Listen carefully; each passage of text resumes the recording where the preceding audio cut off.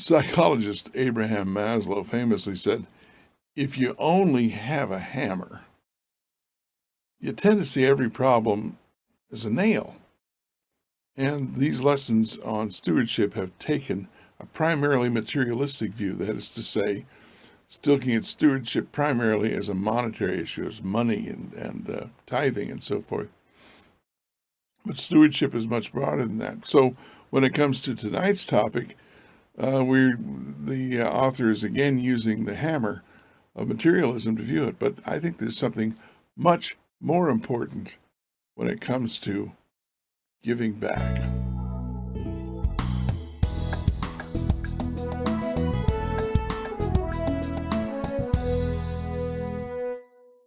As I mentioned, the lesson title is Giving Back. And this is essentially the same thing. When you look at the lesson, it's essentially leaving a legacy. But here's the memory text. And I heard a voice from heaven saying unto me, Write, blessed are the dead which die in the Lord from henceforth. Yea, saith the Spirit, that they may rest from their labors, and their works do follow them. Well, it's an interesting text. I'm not sure that Revelation 14 means to be a stewardship text, but this is nevertheless true that our works follow us. What we've done on this earth it has influence, has consequences. And so as we get older, as the lesson points out, and I'm certainly in that group, as we get older, we tend to be more and more concerned about what are we going to leave behind? We come to terms with our mortality. We recognize that although I may remember what it was like 30 years ago, the chances of my being here 30 years from now are relatively small. And so I too am concerned. What kind of a legacy will I leave? What will be left behind? And it's interesting, because I want to ask you this question. Stewardship is about what God has given you to administer, to take care of, to treat as He would treat it. Of all that God has entrusted to you, what is the most precious? What is the most valuable thing or idea or whatever that God has entrusted to you? And after God Himself, to whom or to what is your greatest responsibility? Obviously, God gave us everything. We're responsible to Him for everything. But what comes in next in terms of whom or what we're responsible for? And I would suggest to you that the answer to both of these questions is your family. Now, if you are, for various reasons, childless, you still have a church community. You still have those you have influence over. And so that still would essentially count as your family. But if you have children, the reason I say that you have the greatest responsibility to them is that your children exist because of a conscious choice on your part. Nobody forced you to become a parent. And so you made a choice. And that choice makes you very responsible, both to God and to those in God. And so we find as we grow older, I hope that our children and our grandchildren and those in our community, the ones we have the most interaction with and have the most influence with, those are the ones to whom we have the greatest responsibility, and they are the most precious. Of all the things, my bank account, small as it is, my possessions, my home, of all the things that I possess, none of them will make it through the fires of the last day. But I pray and hope and fervently hope for the fact that my children and grandchildren will survive the fires and will be with me on the sea of glass. And I include you, all of you in my audience, in that group. I hope that we can all meet on the sea of glass. So that's where my focus will be tonight. As the Message translates to Psalm 127:3, don't you see? that the children are God's best gift. The fruit of the womb is his generous legacy. King James says, children of the heritage of the Lord. The heritage that you leave, if you have been blessed to have children, is a great thing. And again, I was a teacher, so my students, if you're in a church, your community, all of the influence you leave behind. One of the great sermons I ever heard was Eric B. Hare talking about Paul's shadow, or Peter's shadow. Yeah, the people gathered in Acts, they wanted the shadow of the apostles to fall on them. And he talked about how your shadow is that which follows you, which comes behind you. And so all of us may be passing members of this world, but our shadow can loom long and can be a blessing. And that's what we hope for. Dietrich Bonhoeffer, the famous Dietrich Bonhoeffer, who was hanged in a concentration camp less than about 2 weeks before the end of World War II, wrote the Cost of Discipleship, a marvelous, deeply devoted Christian, said this: the test of the morality of a society is what it does for its children. And I suggest the test of the morality of a church is what it does for its children. And even more so, the test of the morality of a family is what it does for its children. And that's why I'm going to talk here again about the webinar, which is coming up here, probably in May, because of certain things in my life have moved, but probably in May this spring. A Living Legacy at Journey's End. We are losing 70% of our children if, as Bonhoeffer says, the test of morality of a society, of a church, of a family is what it does for its children, then what can we say? We're losing 70%. It tells us we have a 70% problem with our morality. Now, our morality will never be perfect. And there are those children, 1 in 10,000, 1 in 100,000. I don't know the numbers exactly. But there are very few who, despite everything, will simply choose. We have free will. We'll choose to go astray. But that's not going to be 30%. It's not going to be 40%. It's not going to be 70%. Imagine we were talking about finances only, and we said, okay, your 401k now will immediately be reduced. Your retirement fund, whatever it is, will immediately be reduced by 70%. You'd consider that a crisis. You'd consider that something that needed to be dealt with right away. Well, I'm telling you that as a church, as families, we're losing 70% of our young people. It's a crisis that needs to be dealt with. And don't forget, Jesus said this, Jerusalem, Jerusalem. He's looking back on the city. It's Passion Week. From the Mount of Olives, he looks back and he sees Jerusalem, the golden, and he says, Jerusalem, Jerusalem, how often I have longed to gather your children together, as a hen gathers her chicks under her wings. And you were not willing. Look, your house is left to you desolate.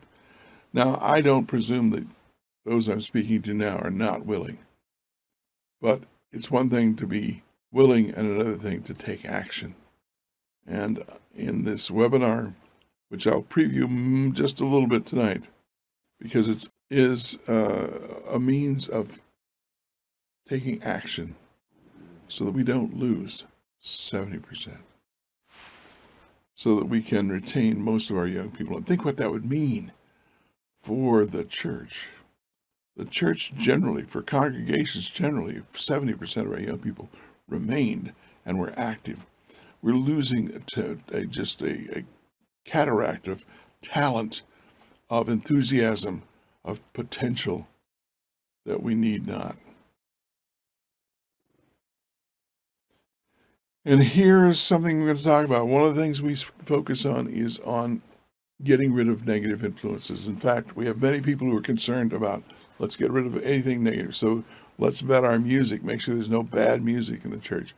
Let's get rid of drama because drama is not good. Let's get rid of all sorts of things. And we look for fine distinctions, tiny little differences to get rid of so that we can get rid of all these negative influences. The problem is that doesn't have the effect we want. Jesus said this in Matthew. Now, when an unclean spirit goes out of a man, it passes through waterless places, seeking rest, but it does not find it. Then it says, I will return to my house from which I came. And when it comes, it finds it unoccupied, swept, and put in order. All the spirits have been cast out. Then it goes and it takes along with it 7 other spirits more wicked than itself, and they go in and live there. And the last state of that man becomes worse than the first. We have spent too much time and too much energy, too much of our concentration on emptying the house.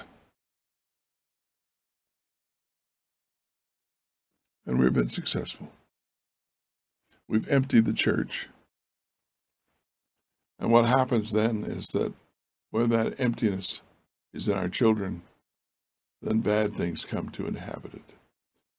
That's not the way we're going to get rid of bad things in the church. By creating a vacuum, we only make them more vulnerable. But we're afraid to praise children. We're afraid to say good things about them. We're afraid to affirm people in general because we're afraid it will make them proud. And yet, so many are just, we see discouragement. I was taught that discouragement is the devil's greatest tool.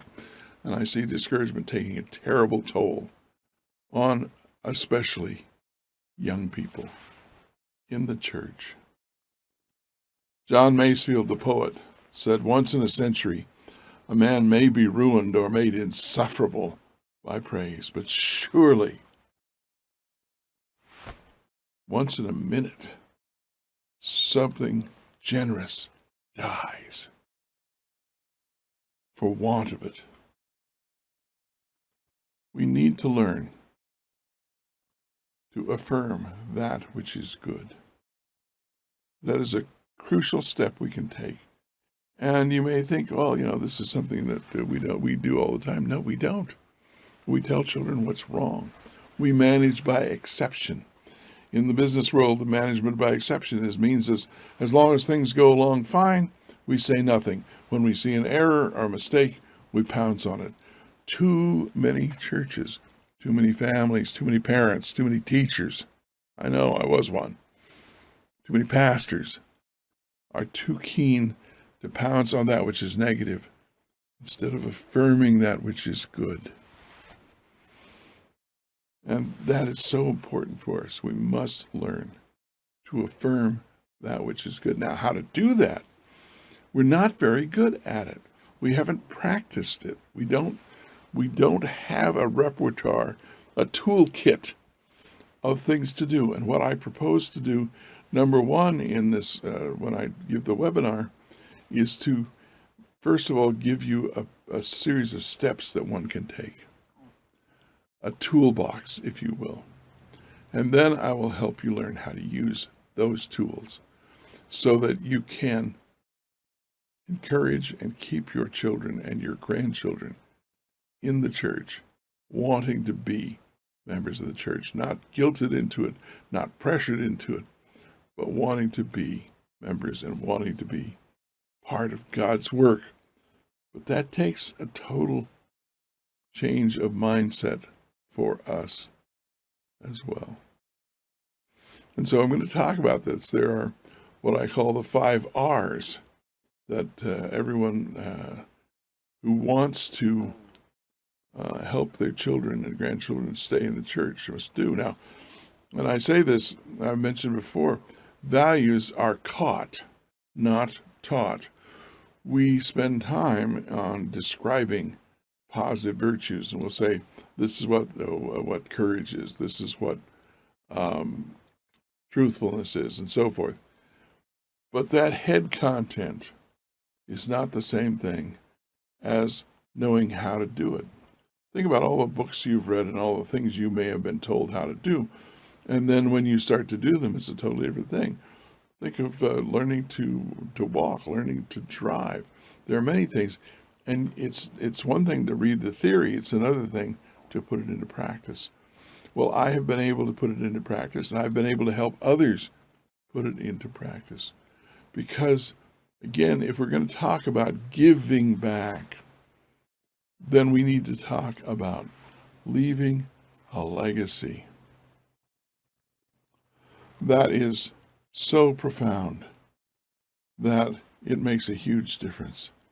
And we talk about praising someone instead of saying something negative. Those of you who are mechanics know that if you want to purge the brake lines in your automobile, you purge. To purge sounds like you're getting rid of things, and you are. When you purge the brake lines, you get rid of the air, but you can't just take a vacuum pump and suck out the air. The way you purge your brakes is to fill them with brake fluid. And then you use the brake pedal, and the bubbles of air come out, being displaced by the brake fluid. Well, that's the way if you want your children to love the Lord, if you want them to be enthusiastic members of the church, despite the fact, and I have no illusions about how churches can be negative places and abusive and hurtful. But lots of things in life are negative, and lots of things are hurtful. We don't stop going to sporting events because some of the fans are obnoxious usually. We don't stop doing many things because we run into barriers. And there are two parts to this when it comes to the church. One is that we want first to fortify our children against these things because they're going to meet them. But secondly, we want to change these places. This is something that I know can happen. A number of years ago, I was involved in helping a church change its atmosphere, change its culture. And it was interesting because this was a very dysfunctional church, a very abusive church, and there were many members in the local community who no longer attended. In fact, the statistics tell us that for every one who does attend one of our denominational churches in a given area, there's somebody else who doesn't. In other words, only 50% of the members ever attend anymore. There's so many who have been hurt or who've been disillusioned or who did not have good, strong footing. And so the potential for growth just there is enormous. But if you add to that keeping our own children, the next generations, think about how many. I have 3 children. I have 8 grandchildren. That's 11, not counting the spouses. And so there's 3 more spouses. That makes 14. So there's 14 potential members just by retaining my own children and grandchildren. And this is an ongoing work. I'm not saying I've accomplished it or that I'm a perfect person, but I have found some secrets that work, and they've not only worked for me, and other people will tell you they have worked for me, but they have worked for these other people as well. There are ways to do this. There are ways of throwing. Remember, values are caught, not taught. What we have to do is learn how to throw them effectively. How do you throw values? How do you know what you're throwing? All of those will be part of this webinar. And that's what we need to do. Just by retaining those who are already members of our church and retaining the children of the next generations, our churches would grow enormously in membership. But not just in membership. The change in the climate, as I was talking about, would be remarkable, and more people would be eager to come. This is something that is talked about in Zechariah, that when we become a loving community, that people will seek to enter into it. But that's all part of the webinar. But I was telling you about this congregation, which is very dysfunctional, and they had a pastor who had left because of the disunity and because of the problems in the church. And over a period of about 4 or 5 months, I was able to introduce some of these concepts. I was speaking from the pulpit on this series of approaches, gospel sermons, biblically based principles, and how they work out. And people who had not been attending, because this was a number of years ago, we had a cassette ministry. It's kind of funny now because everything would be MP3s or something else. But we had a cassette ministry, cassette tapes. We made cassette tapes of every sermon, and they were many copies, and they were circulated to people.